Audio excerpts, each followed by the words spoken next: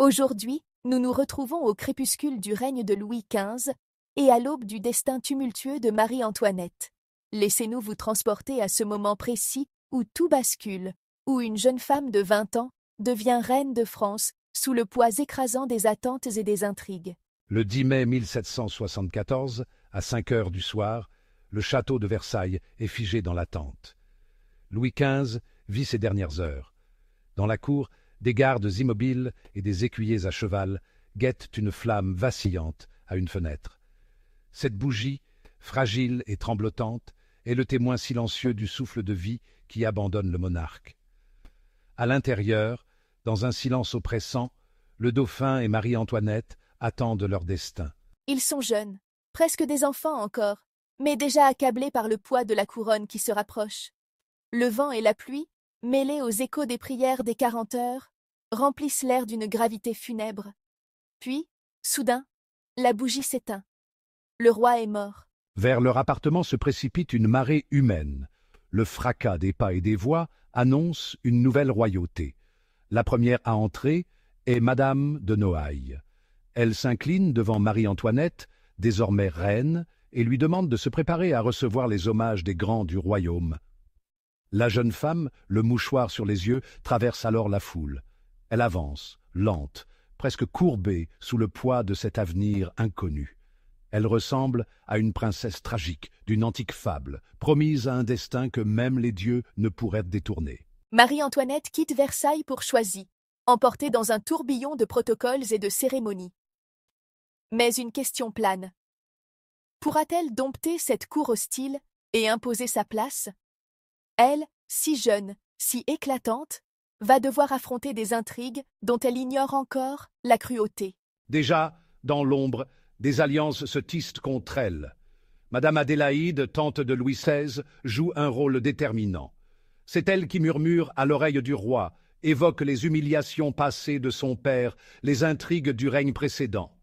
Elle ravive les vieilles rancunes contre l'Autriche, patrie de Marie-Antoinette, et place entre le jeune couple un fossé d'intrigues et de malentendus. Marie-Antoinette est seule face à ces forces invisibles. Ses maladresses, ses éclats de jeunesse, deviennent des armes dans les mains de ses détracteurs.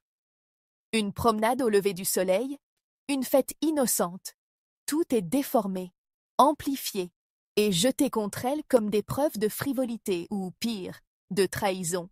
Pourtant, la jeune reine n'est pas sans atout. Sa beauté et son charme naturel lui ont valu une certaine popularité lors de ses premières années en France. Lors de sa première visite officielle à Paris en 1773, elle avait été accueillie avec enthousiasme. Sa grâce et son élégance avaient séduit les dames de la cour, en particulier les tantes du dauphin. Elle s'était même efforcée de se rapprocher de son mari, l'accompagnant dans ses chasses bien-aimées. Malgré tout, elle continue à faire preuve de générosité et de bonté, qualités qui illuminent encore la cour et le peuple. Elle soutient les blessés, construit des hospices, partage jusqu'à sa dernière pièce avec ceux dans le besoin. Un jour, son argent de poche épuisé, on la voit quêter parmi ses valets de pied et dans son antichambre pour donner quelques louis à un malheureux. Ces gestes de compassion lui valent l'affection du peuple, qui voit en elle une reine proche et attentive à leurs souffrances. Cependant, les murmures deviennent des clameurs, les mots acides des pamphlets, les regards froids des courtisans, tout annonce que le règne de cette jeune reine ne sera pas un conte de fées. Les critiques se multiplient, alimentées par les rumeurs et les calomnies. On lui reproche ses dépenses, son goût pour la mode et les divertissements, sans comprendre que derrière cette façade se cache une jeune femme cherchant à trouver sa place dans un monde hostile. La situation politique de la France ne fait qu'aggraver les choses. Le pays traverse une période de difficultés financières. Et ni Marie-Antoinette ni Louis XVI, à peine sortis de l'adolescence, ne semblent en mesure de comprendre pleinement la révolution qui couve.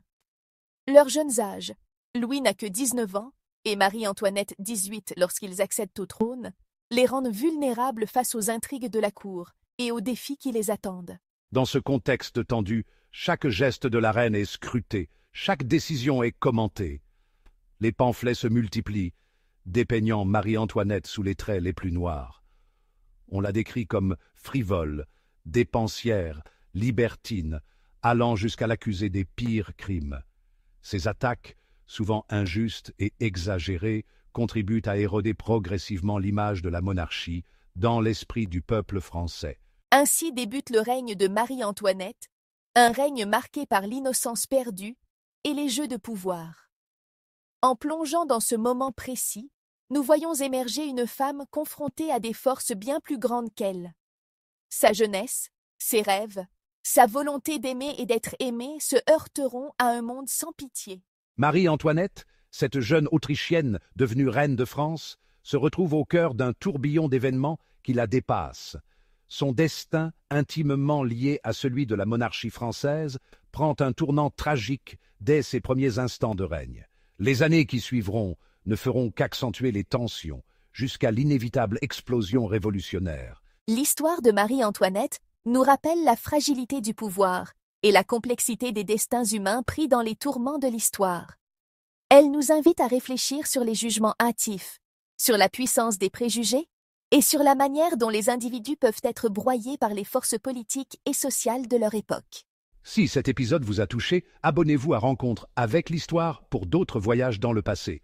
Laissez un commentaire, partagez vos impressions et bien sûr, pensez à liker pour que nous continuions à faire revivre ces moments uniques. À très bientôt pour un nouveau chapitre de notre histoire commune.